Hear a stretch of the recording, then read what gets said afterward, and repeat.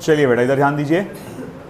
पिछले क्लास में आपने Kepler's law of planetary motion और साथ ही साथ न्यूटन्स लॉ ऑफ ग्रेविटेशन से रिलेटेड टॉपिक ख़त्म किया था। ओके, अब लोग ने न्यूटन्स लॉ ऑफ ग्रेविटेशन से रिलेटेड सारे के सारे जो न्यूमेरिकल्स आ सकते हैं उस कैटेगरी के न्यूमेरिकल्स लिए हैं। अब हमको बढ़ना है आगे के टॉपिक पे। प्लीज़ टेल मी, अगला टॉपिक जो है उसका टाइटल नंबर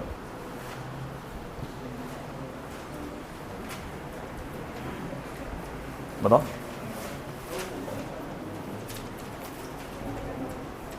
ठीक है, तो 8.5 जो है ना, acceleration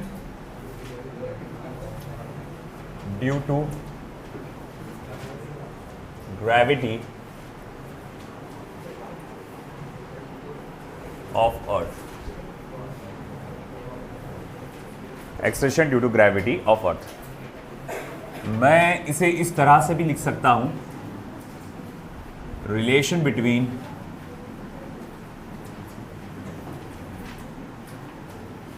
small G and capital ji.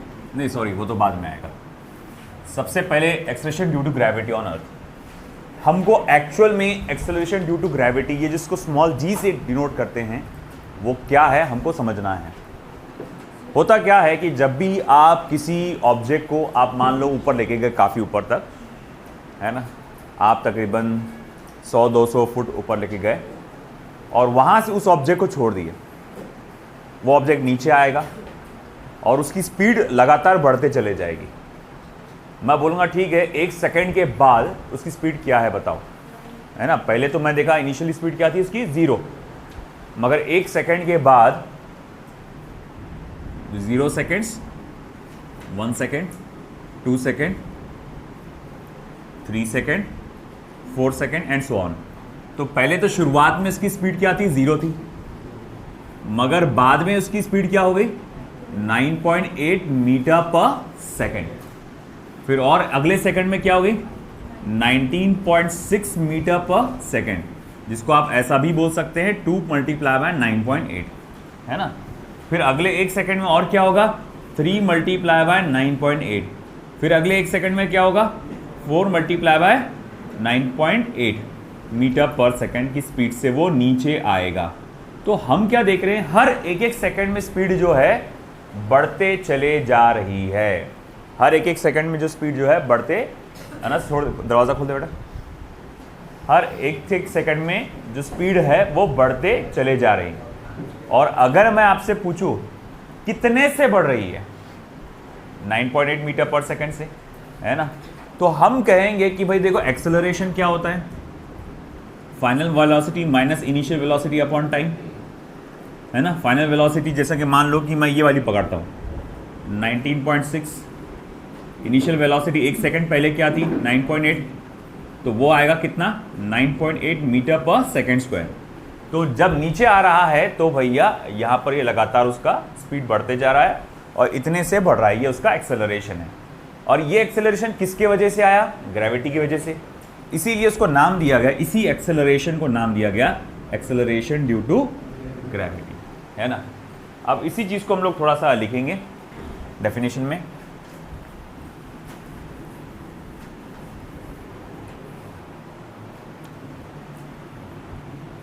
acceleration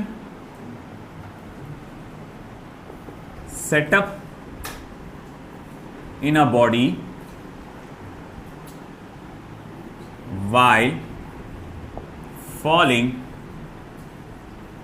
freely under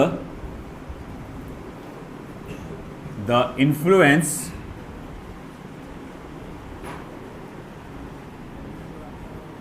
gravity alone is called as acceleration due to gravity is called as acceleration due to gravity. Okay, अब फरजान इधर ध्यान दे, बातें नहीं। अब हमको उससे रिलेटेड कुछ पॉइंट्स बताना है, एक्सेलरेशन ड्यू टू ग्रेविटी की वैल्यू या उससे रिलेटेड। सबसे पहले तो उसके डायरेक्शन, क्योंकि एक्सेलरेशन है ये एक वेक्टर क्वांटिटी है, तो हम लोग कहेंगे it is always directed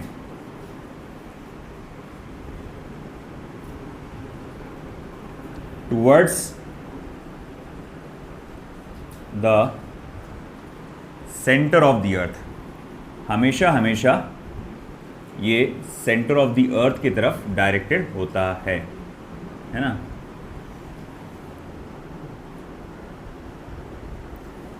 its value is maximum, its value is maximum on the surface of earth। इसकी वैल्यू मैक्सिमम होती है सरफेस ऑफ द अर्थ। मैं ब्रैकेट में खास तौर से क्या लिख रहा हूं, पोल। ये सरफेस ऑफ द अर्थ पे तो मैक्सिमम होती है, मगर वो भी कहां होती है, पोल पर। और अगर आप सरफेस पे से ऊपर जाते हैं या नीचे जाते हैं तो एक्सेलरेशन ड्यू टू ग्रेविटी की वैल्यू बदलते चले जाती है या कम होते चले जाती है बोलेंगे, ठीक है। थर्ड पॉइंट में लिखूंगा it's value,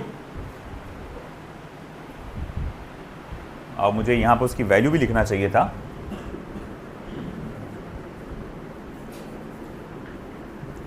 that is small g is equals to 9.8 meter per second square. Its value decreases as we go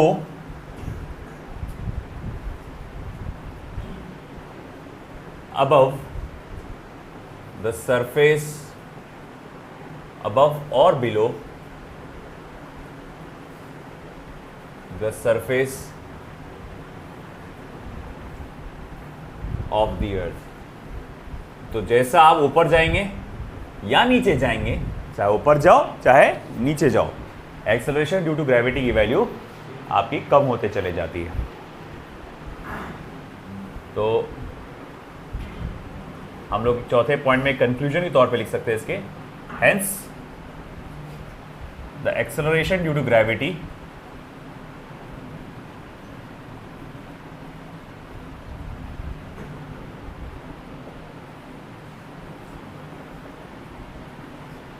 varies with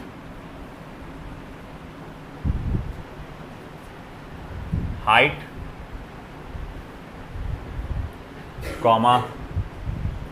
depth and latitude, और साथ ही साथ लैटिट्यूड। तो एक्सेलरेशन ड्यू टू ग्रेविटी की value height, depth या latitude के साथ क्या होगी, बदलते चले जाएगी।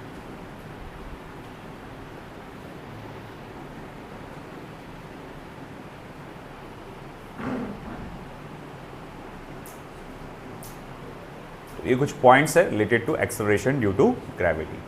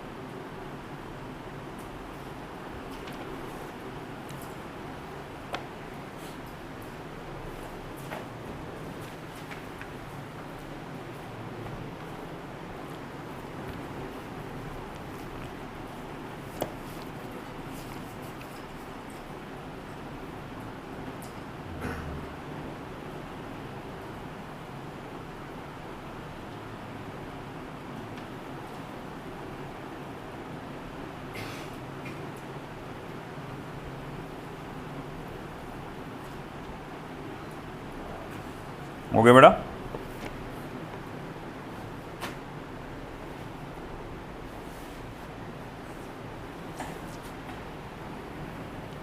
आई थिंक यहाँ का हो चुका होगा।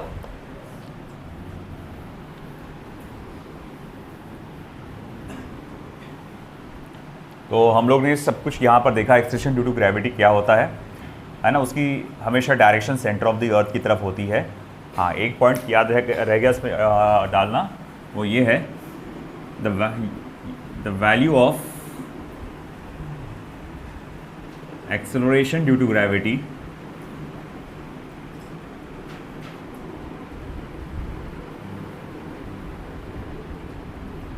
is 0 at the center of the earth.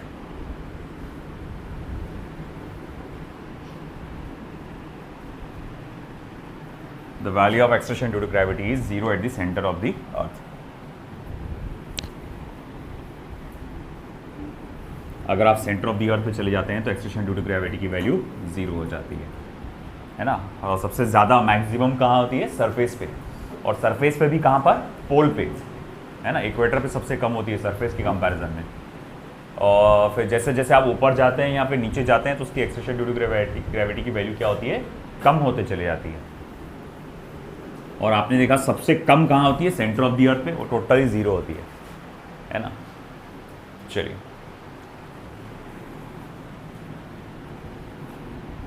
अगला कॉन्सेप्ट है रिलेशन बिटवीन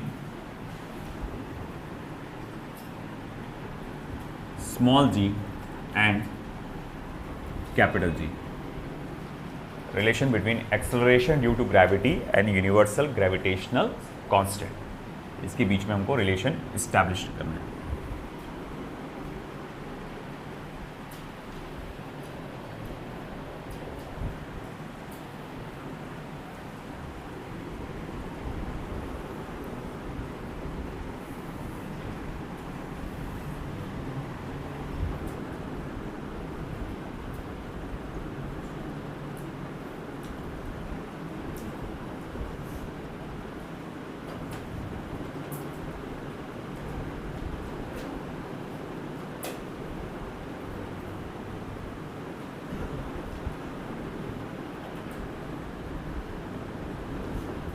तो मैंने एक यहाँ पर अर्थ को इमेजिन किया है, यहाँ पर इस तरह से। अर्थ का रेडियस कैपिटल R, ये इसका सेंटर, अर्थ का मास कैपिटल M रहेगा, और उसके सरफेस पे रखा हुआ एक ऑब्जेक्ट है, और उस ऑब्जेक्ट का मास कितना है? Small m। ओके, तो मैं थोड़ा सा इसी चीज़ को एक्सप्लेन करता हूँ। Consider an object of mass small m placed on the surface of the earth, placed on the surface of the earth of mass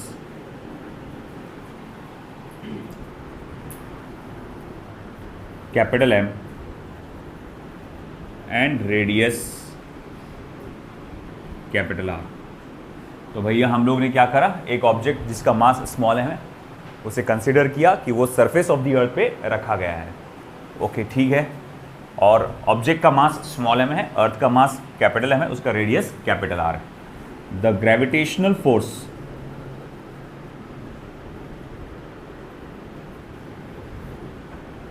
between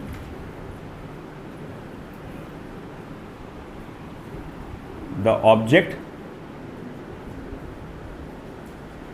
and the earth according to Newton's law of gravitation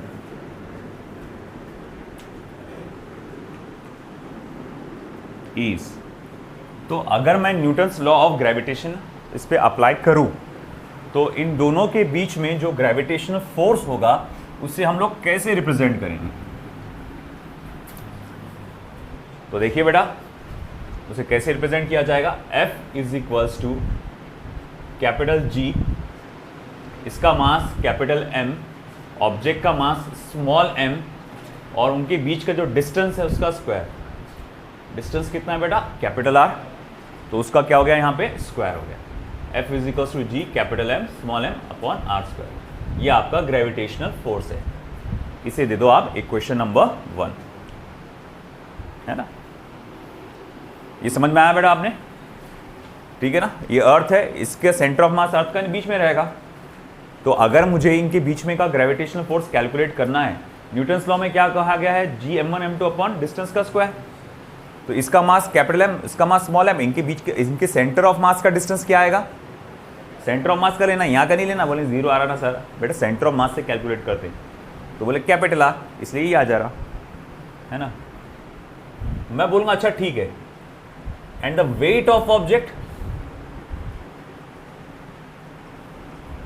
आपके object का weight क्या आएगा, and the weight of object is W is equal to क्या आएगा, small mg, है ना। Object का weight क्या होता है, small mg।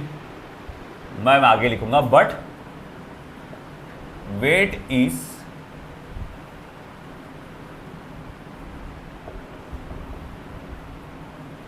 The gravitational force itself.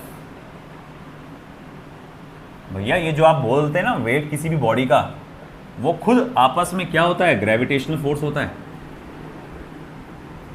वो खुद ही तो ग्रेविटेशनल फोर्स होता है ना। इसका मतलब ये हुआ कि ये आपका जो वेट है, it is equivalent to what, gravitational force. अच्छा ठीक है, फिर हम लोग देखेंगे यहाँ पर ग्रेविटेशनल फोर्स क्या लिखा जाएगा, mg equals to G capital M small m upon R square. Small m cancel, small g is equals to G capital M upon R square. ये हमारे पास ये बेसिक फॉर्मूला आया, small g equals to capital G m upon R square. ये बहुत important formula है ना, basic है। इसी से बहुत सारी चीज़ें आगे की बनने वाली है। तो ये फॉर्मूला हमेशा याद रखना, small g is equals to capital G m upon R square. अच्छा ये बेटा इस फॉर्मूले में आपने नोटिस किया कि इसमें स्मॉल m नहीं है, मास ऑफ द ऑब्जेक्ट नहीं है। मतलब किसी भी जगह की एक्सेलरेशन ड्यू टू ग्रेविटी सिर्फ किस पर डिपेंड करती है, मास ऑफ द, मतलब प्लैनेट की अगर मैं बात करूं तो mass of the planet and radius of the planet, है ना। उसके अलावा कुछ भी बात पे डिपेंड नहीं करती। तो मैं यहां पर इस तरह से ऐड करूंगा, hence acceleration due to gravity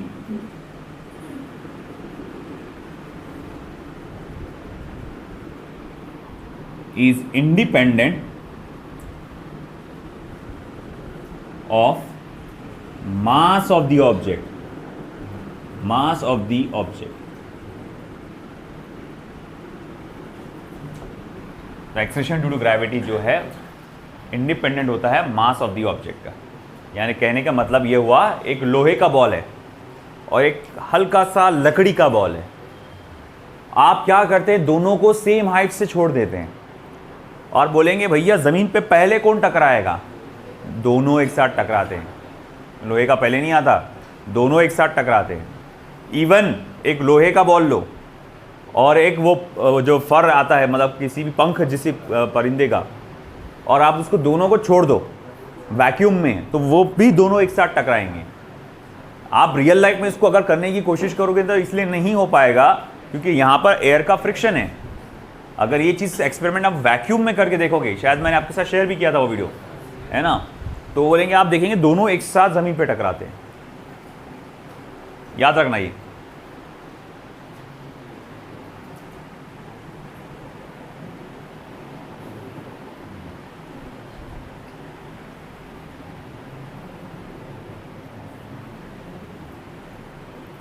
वाह, इधर का हो गया होगा I think.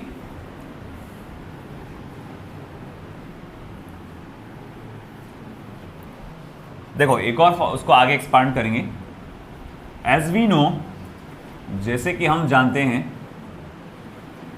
Density equals to mass upon volume. Density क्या होता है, mass upon volume. Implies mass is equals to density into volume, है ना।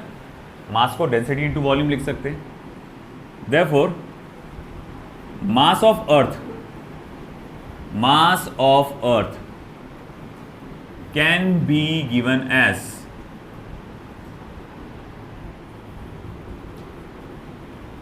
तो मास ऑफ अर्थ को कैसे आप लिख सकते हैं? तो वो देखो भाई, आप उसको ऐसा लिखेंगे, capital M is equals to rho multiply by, earth का शेप हम तकरीबन स्फेरिकल मान के चल रहे हैं, हालांकि एग्जैक्ट स्फेरिकल होता नहीं है ना, मगर उसको मान के चल रहे हैं। तो वॉल्यूम ऑफ अ स्फीयर का फॉर्मूला लगेगा 4/3 पाई आर क्यूब। तो मास को आप ऐसा लिखेंगे। अगर मास ऐसा है तो आप इक्वेशन नंबर 1 2 ये 3 आएगा, सॉरी, है ना। इक्वेशन नंबर 3 में डालिए, therefore फ्रॉम 3, इक्वेशन नंबर 3 में लिखो small g equals to capital G multiply by rho multiply by 4/3 pi capital R cube upon R square. तो भाई क्या होगा, ये R स्क्वायर कटेगा, ये क्यूब कटेगा, है ना। यहाँ 3 R है और यहाँ 2 R है, तो 2 R कट गए, बचा 1। अब इसको आप ऐसा लिख सकते हैं, small g, therefore small g is equals to 4/3 pi, ये R, ये रो और ये कैपिटल G। तो small g is equals to 4/3 pi R rho G। आया समझ में, है ना। ये एक्सटेंशन ड्यू टू ग्रेविटी का फॉर्मूला है इन टर्म्स ऑफ डेंसिटी। तो आप यहाँ लिखेंगे दिस इज, यहाँ इसको मिटा रहा हूँ मैं डायग्राम को, उसके नीचे जो लिखना है,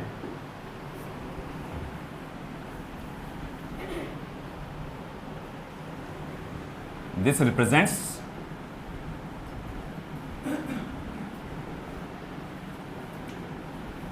एक्सेलरेशन ड्यू टू ग्रेविटी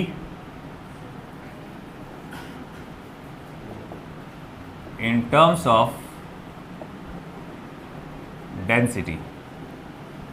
ये acceleration due to gravity represent करता है इन टर्म्स ऑफ डेंसिटी, है ना। फ्रॉम 3 and 4 मैं 3 और 4 से कंक्लूजन निकाल सकता हूँ। If mass is constant, mass of earth capital M is constant,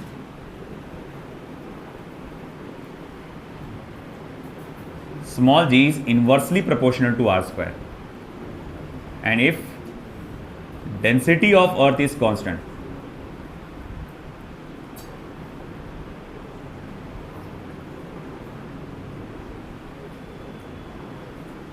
small g is directly proportional to capital R। देखो यहाँ अपन क्या पता लगा सकते हैं, अगर सपोज करो किसी प्लैनेट का मास कांस्टेंट है और उसका रेडियस कम हो गया, मास कैसा है, कांस्टेंट है, और रेडियस क्या हो गया, कम हो गया, तो एक्सेलरेशन ड्यू टू ग्रेविटी बढ़ जाएगा, है ना। एक्सेलरेशन ड्यू टू ग्रेविटी क्या हो जाएगा, बढ़ जाएगा। मास कैसा है, कांस्टेंट है। आपने क्या कर दिए, मतलब मान लो अर्थ है, जैसे ऐसा कोई प्लैनेट है, उसको चारों तरफ से फोर्स लगा के उसको कंप्रेस कर दिए, है ना। अब चारों तरफ से फोर्स लगा के तुमने कंप्रेस कर दिए, कंप्रेस करने में उसका साइज छोटा हो जाएगा ना। अब उसमें से कुछ मटेरियल बाहर गया क्या, तोड़ के फेंक दिया क्या आपने ऐड किए क्या, मटेरियल जो का वही है, बस उसको कंप्रेस करके छोटा कर दिए। तो अगर ऐसे प्लेनेट पे आप चले जाओगे जिसको कंप्रेस करके छोटा किया गया है, तो वहां पर एक्सेलरेशन ड्यू टू ग्रेविटी बढ़ जाएगा। अब उसका दूसरा रूप देखो, आपके पास ऑलरेडी एक प्लेनेट है, आप उसे कंप्रेस नहीं कर रहे, आप उसको काट रहे यहां से और ये पार्ट हटा दे रहे, है ना। मैंने काट के बाहर का पार्ट क्या कर दिया, कम कर दिया। देखा ना, ये पहले इतना साइज हुआ करता था। आप किसी ने ड्रिलिंग मशीन से खोद के आपने उस प्लैनेट को, इमेजिन कर लो, प्लैनेट को कहाँ खोदेंगे, ड्रिलिंग मशीन से, इमेजिन कर लो, आपने इसको पूरा ऐसा खोद के काट के इधर कर दिया। अच्छा, आपने कंप्रेस किया क्या, आपने एक्सपांड किया क्या? अगर कंप्रेस करते तो पार्टिकल्स नज़दीक चले आते, और अगर दूर दूर कर देते तो पार्टिकल्स दूर दूर चले आते। तो अब ऐसा है कि मैं कहूँगा अब यहाँ रेडियस पहले से छोटा हो गया, है ना। अच्छा, यहाँ डेंसिटी जैसे कि वैसी है, मास कम हो गया ना, क्योंकि मटेरियल निकल गया ना बाहर, मास कम हो गया, तो अब यहाँ पर रेडियस छोटा हो गया, इसीलिए एक्सेलरेशन ड्यू टू ग्रेविटी भी छोटा हो जाएगा। आया समझ में आपको? तो इस तरह से ये हम लोग उसको कर सकते हैं, इमेजिन। अब यहाँ पर फिर ग्राफ बनता है इनका। अगर मैं यहाँ acceleration due to gravity versus radius का ग्राफ बनाऊं, क्योंकि ये इनवर्स रिलेशन है, तो ये ग्राफ कुछ ऐसा जाएगा, हाइपरबोला। इन्वर्स रिलेशन में ऐसे ही आता ना, चाहे कुछ भी इन्वर्स रिलेशन में हो तो आपका ग्राफ ऐसे ही बनता, हाइपरबोल। और अगर आप यहां देखेंगे तो बोले यहां तो डायरेक्टली प्रोपोर्शनल है, तो इसीलिए वो ग्राफ ऐसा जाएगा। ऐसे कई सारे प्रॉब्लम्स आते हैं कि रेडियस को हमने इतना गुना कम कर दिया, एक्सेलरेशन ड्यू टू ग्रेविटी पे क्या असर पड़ा होगा, तो उस पर हमेशा ये देखना होता है कि कौन सी चीज़ कांस्टेंट है ना। क्या आपका मास कांस्टेंट है, क्या आपका डेंसिटी कांस्टेंट है, वो मेंशन रहेगा, पक्के में मेंशन रहेगा। और अगर मेंशन नहीं है, उसमें सिर्फ इतना बोला है कि बॉडी एक प्लैनेट को श्रिंक कर दिया गया, श्रिंक कर दिया मतलब ऐसा कंप्रेस कर दिया गया, तो इसका मतलब क्या होगा, उसका मास कांस्टेंट है, उसका डेंसिटी बढ़ गया है। लिख लो।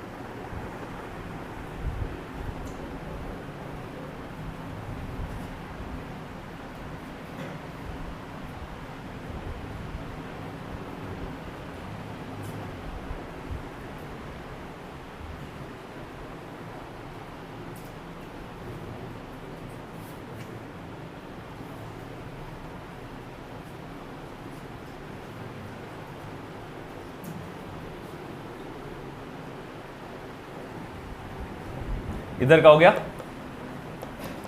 जल्दी करें, एग्जाम्पल लेंगे हम अब इस पे।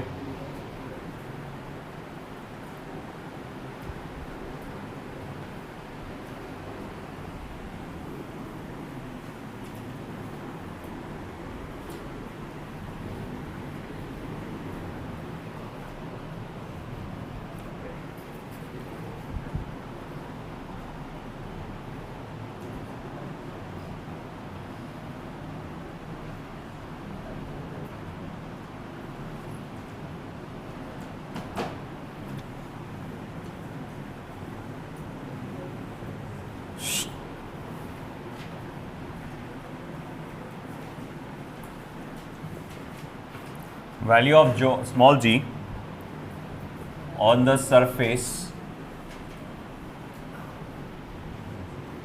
of Earth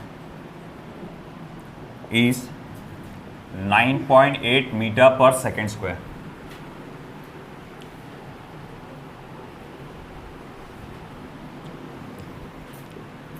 Find its value on the surface of a planet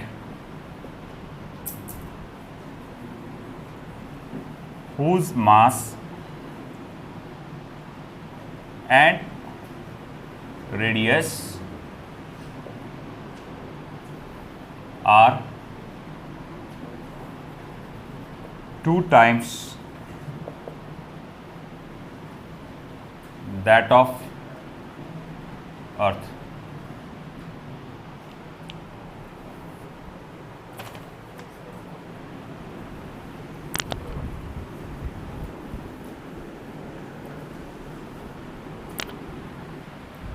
इधर का हो गया, चलो क्या हो गया अब उधर,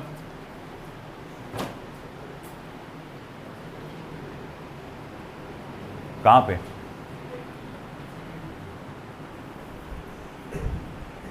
एक्सेलरेशन ड्यू टू ग्रेविटी। हाँ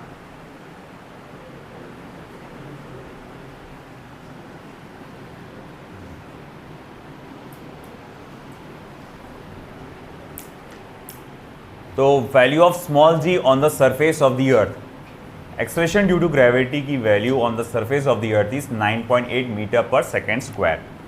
और उसने कहा है कि हम एक ऐसे प्लेनेट पे गए हैं जिसका मास और उसका रेडियस दोनों के दोनों क्या है, डबल है मास of earth and radius of earth से।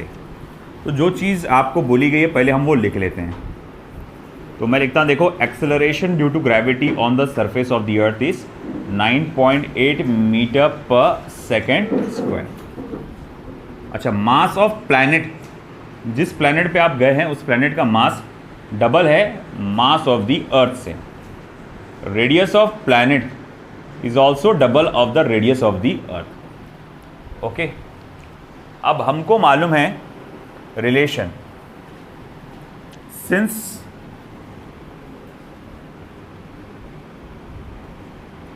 Small G equals to capital G M upon R square. आप जानते हैं स्मॉल जी और कैपिटल जी में क्या रिलेशन है।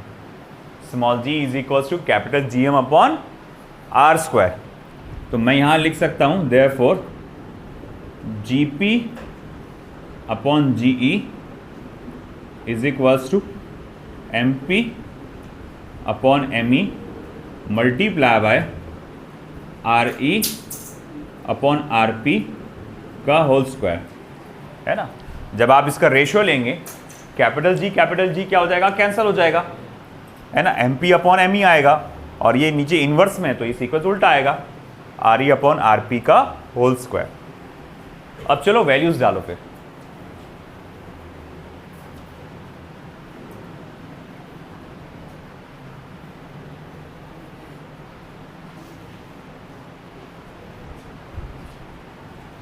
तो फिर मैं यहां लिखूंगा therefore acceleration due to gravity of planet upon acceleration due to gravity of earth, mass of planet क्या है बेटा, 2 times of mass of earth upon mass of earth multiply by radius of earth. जैसे कि वैसे ही radius of planet को आपने लिखा 2 times, तो उसका स्क्वायर करेंगे तो हो जाएगा 4 टाइम्स ऑफ रेडियस ऑफ अर्थ का स्क्वायर, है ना।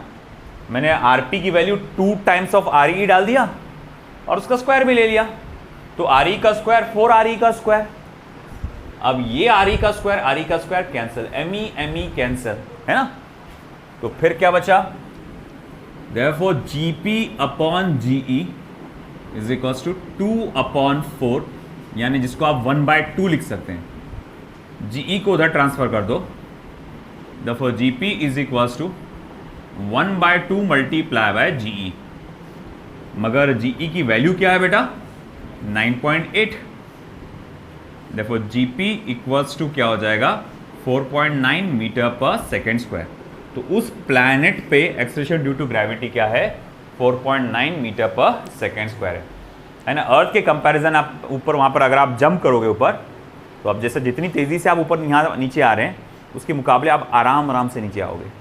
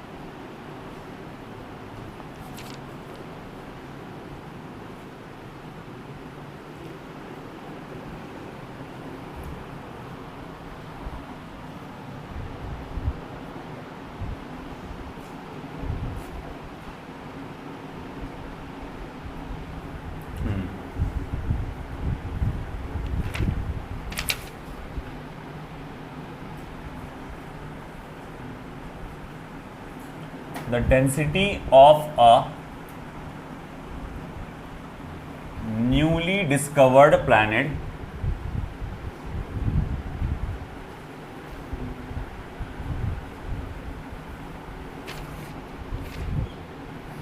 is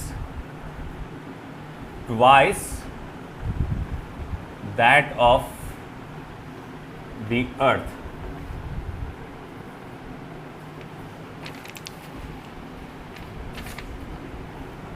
The acceleration due to gravity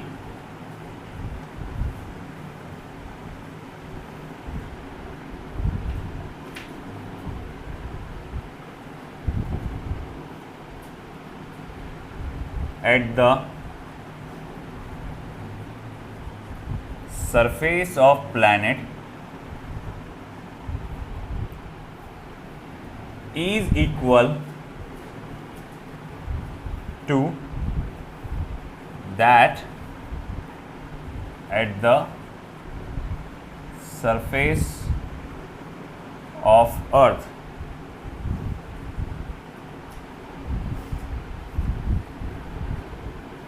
If the radius of Earth is capital R,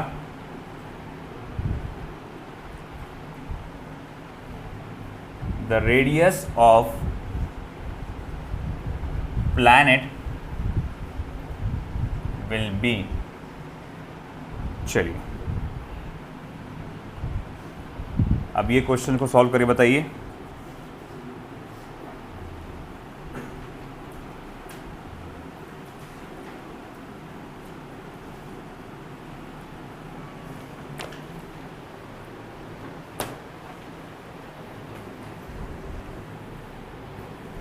एक न्यूली डिस्कवर्ड प्लैनेट है जिसकी density twice that of the अर्थ है ना। तो मैं जो जो देख रहा हूं मैं उसको लिखते चले जाऊंगा। एक न्यूली डिस्कवर्ड प्लैनेट है, उसकी density 2 times of density of earth है। The acceleration due to gravity at the surface of the planet is equal to that at the surface of the earth. Acceleration due to gravity at the surface of the planet is equals to, मगर acceleration due to gravity तो वो अर्थ के बराबर ही है वहां पे, तो उस प्लैनेट का रेडियस क्या होगा।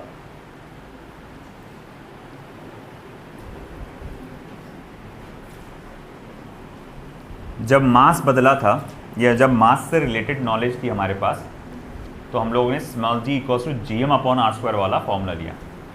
डेंसिटी से रिलेटेड नॉलेज है तो acceleration due to gravity in terms of density वाला फॉर्मूला लेंगे अपन। समझ में आया ना ये? तो देख भाई जरा देखो, तुम्हारे पास अभी अभी ताज़ा लिखा हुआ है acceleration due to gravity in terms of density का फॉर्मूला क्या है, 4/3 πr rho g। क्या है formula? 4/3 πr rho g। Once again क्या फॉर्मूला है? 4/3 πr rho g। अब बताओ क्या आएगा फिर?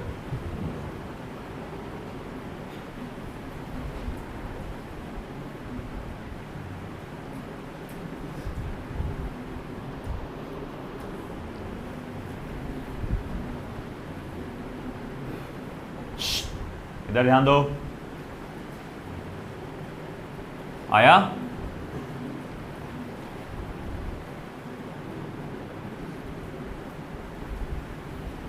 दोनों का फॉर्मूला लिखो, दोनों को इक्वेट कर डालो। 2 times of radius of earth. Let's see, मेरे पास फॉर्मूला है small g is equals to 4/3 pi R rho G. ठीक है ना। तो जैसे कि मैं जानता हूँ जीपी और जीई दोनों के दोनों सेम हैं, तो यही फॉर्मूला मैं पहले लिखूँगा प्लैनेट के लिए और बाद में लिखूँगा अर्थ के लिए, और दोनों को इक्वेट करूँगा। तो 4/3 पाई रेडियस ऑफ प्लैनेट और डेंसिटी ऑफ प्लैनेट और into acceleration due to gravity of planet is equals to 4/3 pi radius of earth, density of earth, acceleration due to gravity of earth. नहीं, ये दोनों तो same है ना। क्या लिखा है? Acceleration due to gravity at the surface of the planet is equal to that at the surface of the earth. Planet पे जो एक्सेलरेशन ड्यू टू ग्रेविटी रहेगा, हाँ तो अभी वैल्यू डालूंगा ना मैं, अभी डाला ही नहीं अभी मैंने, अभी सिर्फ फॉर्मूला लिखा, इक्वेट किया, ये कैंसिल हुआ, ये कैंसिल हुआ, है ना। मुझे रेडियस का रिलेशन पता लगाना है, ओके। और मैंने क्या कहा यहाँ पर? डेंसिटी एक्सेलरेशन, सॉरी ये कैपिटल जी कहाँ से आ गया? स्मॉल जी कहाँ से आ गया? कैपिटल जी आना चाहिए था, मैं उसी फॉर्मूले में स्मॉल जी भी डाल दिया वापस। ठीक है, तो ये कैपिटल जी भी क्या हो गया? कैंसिल हो गया। अब रेडियस ऑफ प्लैनेट तो मुझे पता लगाना है। डेंसिटी के बारे में क्या दिया हुआ है कि वो 2 times of the radius of earth है। डेंसिटी ऑफ अर्थ है, सॉरी। तो 2 मल्टीप्लाई बाय 2 रो ई। समझ में आया क्या भाई? आरपी जैसे कि वैसे ही छोड़ा है ना, रो पी की जगह 2 रो ई करके लिखा, और ये आर ई जैसे के वैसे ही आएगा, रो ई जैसे के वैसे ही आएगा। फिर यहां से रो ई और रो ई क्या हो जाएगा? कैंसल। तो फिर आप लिख सकते हैं R P is equals to R E upon 2, यानी आर बाय 2। आर बाय 2 होगा बेटा, है ना, R by 2। The answer is R upon 2। समझ में आया ना? इसने हमको क्या दिया हुआ है कि भैया उस प्लैनेट की डेंसिटी जो है twice to the density of earth है, मगर एक्सेलरेशन ड्यू टू ग्रेविटी क्या है? एक्सेलरेशन ड्यू टू ग्रेविटी कैसी है? सेम है। अब हमारे पास फॉर्मूला क्या एक्सेलरेशन ड्यू टू ग्रेविटी का? In terms of density 4/3 pi R rho capital G. अब ऐसा है कि मैं ये फॉर्मूला इक्वेट करूंगा फॉर प्लैनेट एंड अर्थ। बोले क्यों इक्वेट कर रहे? क्योंकि क्वेश्चन में खुद बोला हुआ है कि acceleration due to gravity at the surface of the planet equal to the at that surface of the earth. तो ठीक है ना भाई। अब क्या हुआ? 4/3 pi 4/3 pi cancel, capital G cancel, बचा R P rho P, R E rho E. Rho P की जगह 2 टाइम्स ऑफ रो ई। अब ये रो ई गया, 2 को उधर ले जाओ, R P is equal to R E upon 2, और आर ई की वैल्यू क्या है? आर है। लिख लो।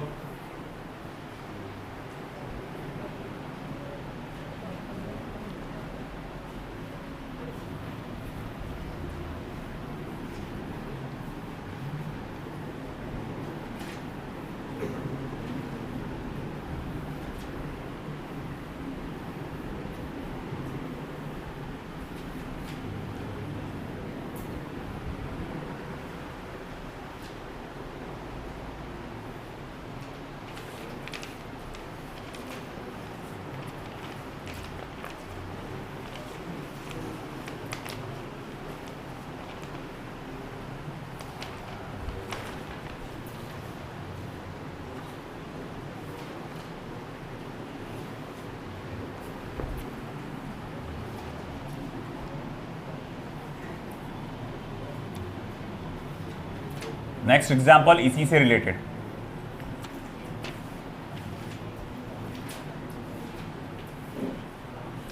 Acceleration due to gravity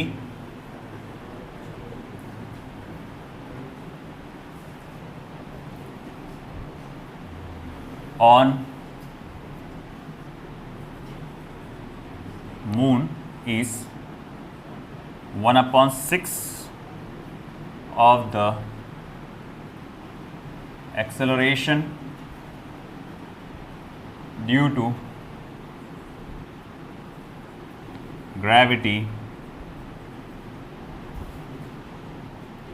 on Earth. Full stop. If the ratio of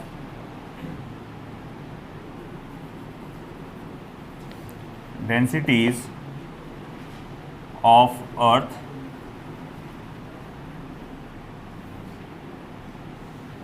and Moon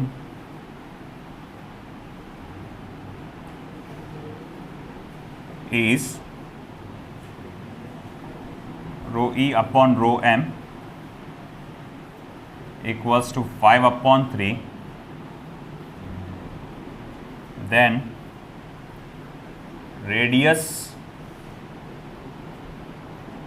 of moon यानी कि RM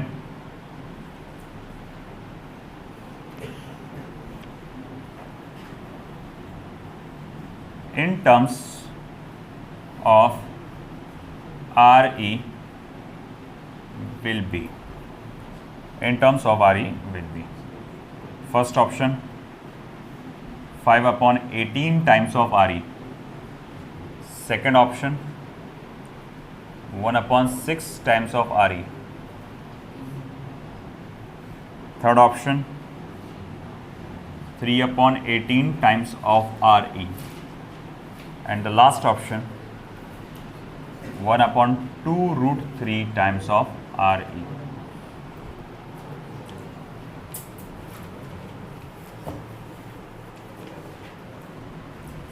चलिए सॉल्व करके बताइए। दोनों का फॉर्मूला लिखो। Acceleration due to gravity in terms of density, पहले वो आप लिखो अर्थ के लिए और फिर लिखो मून के लिए, दोनों को डिवाइड कर डालो और जो रिलेशन दिया गया है उसके हिसाब से वैल्यूज डाल दो, आपको आपका आंसर मिल जाएगा।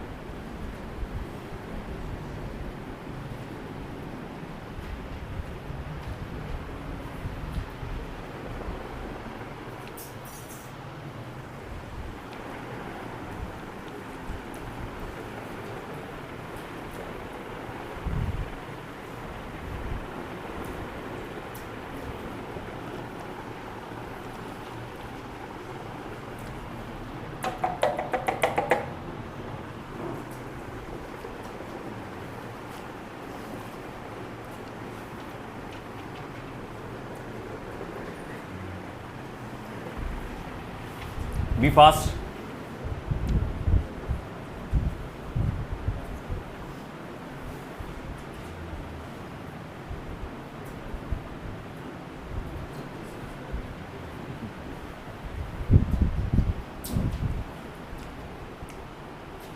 Since small g equals to 4/3 pi r rho g.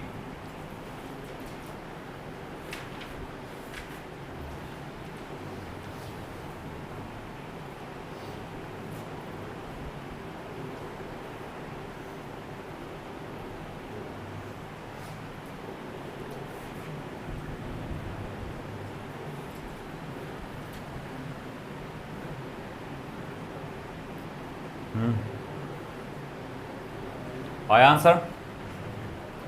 Salik लिख जल्दी।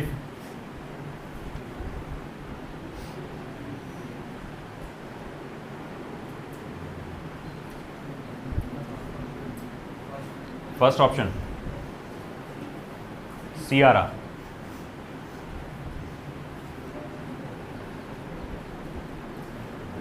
अवेश रेशो ले। मुक्तसिद आया।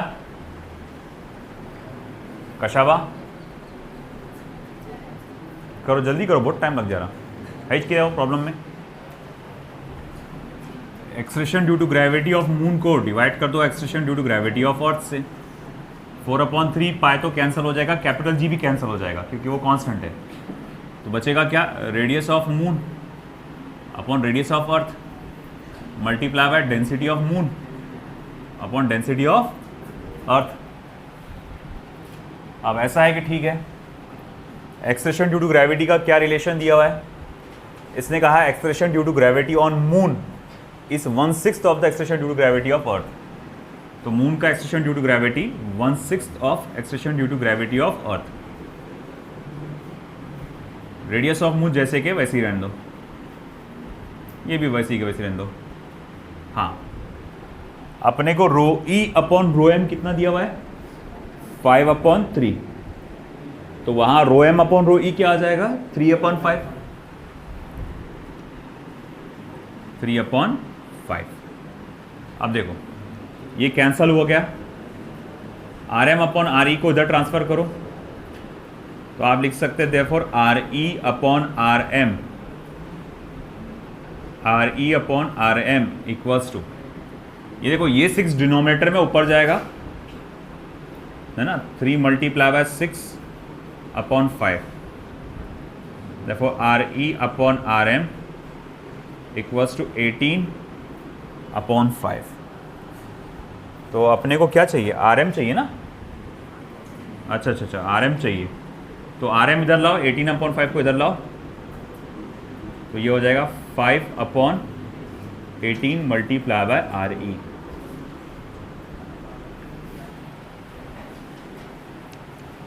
अपने को आर एम चाहिए तो फिर तो लंबा क्यों जा रहे हैं अपन, यहीं से इसको ट्रांसफर करते अपन।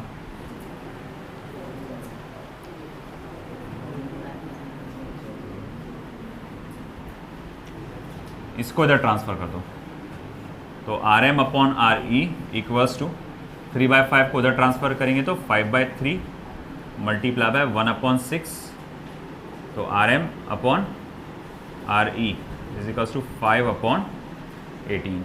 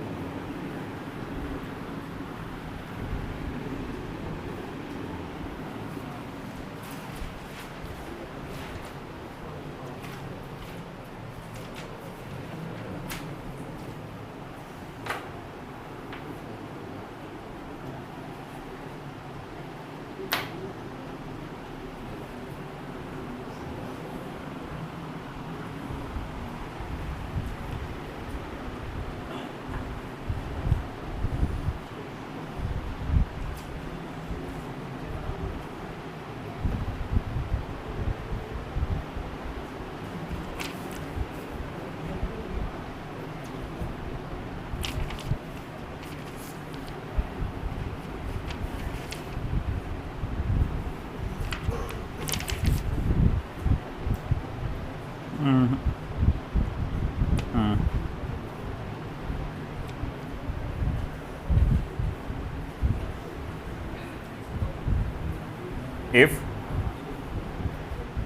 the radius of earth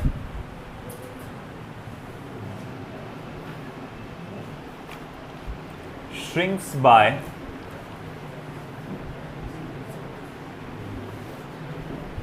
1%,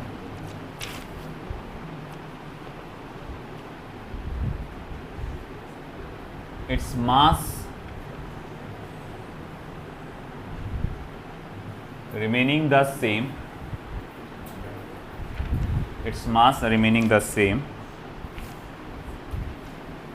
the acceleration due to gravity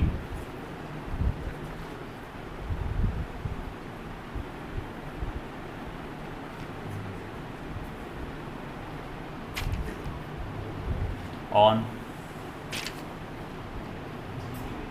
the Earth's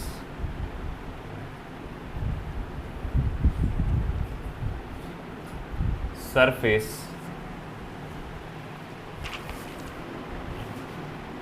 would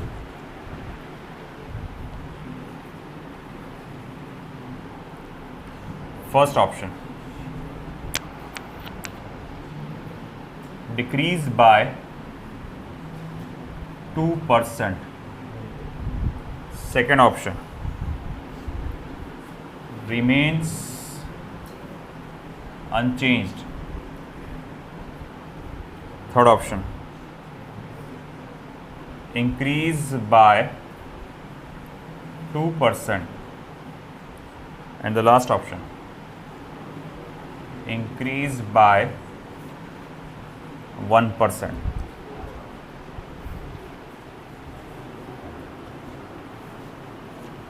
mass constant है, याद रखना।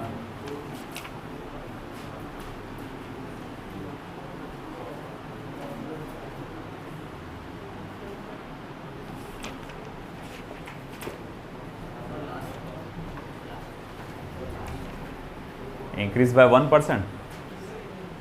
वाह भाई वाह, मतलब तुम्हारे यूनिट्स एंड मेजरमेंट का नॉलेज स्वाहा।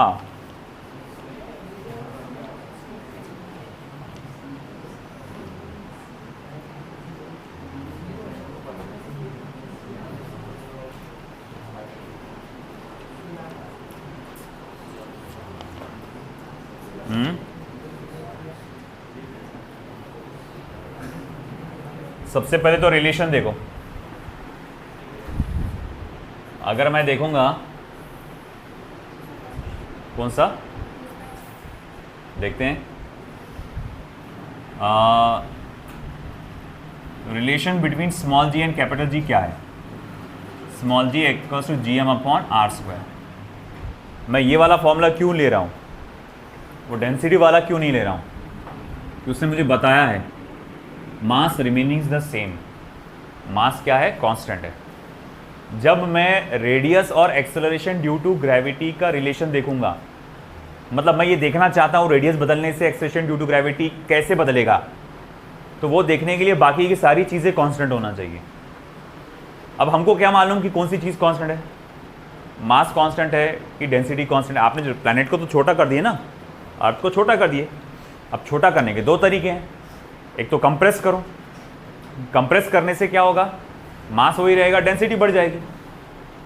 या फिर काट के बाहर अलग कर दो, बाकी जो एक्स्ट्रा पार्ट उसको अलग कर दो, तो उससे मास बदल जाएगा, डेंसिटी कांस्टेंट रहेगी। तो दोनों के लिए अलग अलग फॉर्मूला है। जब मास कांस्टेंट रहेगा तब फॉर्मूला क्या है? Small G equals to capital GM/r²। जब डेंसिटी कांस्टेंट है तब क्या फॉर्मूला है? 4/3 πr/ρg। अब यहां दोनों में से कौन सा यूज करे, तो हमको देखना कांस्टेंट कौन है, मास, तो वो वाला फॉर्मूला यूज करेंगे, small G equals to capital GM/r²। अब सीधी सी लॉजिकल बात है, इसने क्या बोला? If the radius of the earth shrinks, shrinks मतलब कम होना। अगर रेडियस बढ़े कम होगा तो एक्सेलरेशन ड्यू टू ग्रेविटी बढ़ेगा, इनवर्स रिलेशन है ना। तो भैया पहली बात तो डिक्रीज तो हो ही नहीं सकता, और रिमेन्स वे भी नहीं हो सकता।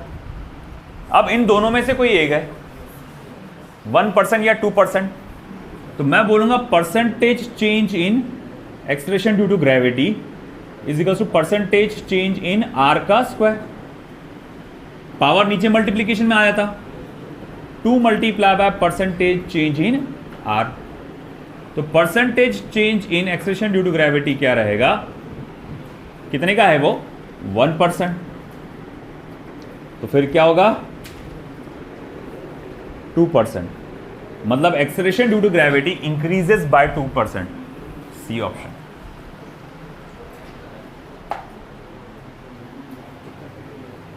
आया समझ में, लिख लो।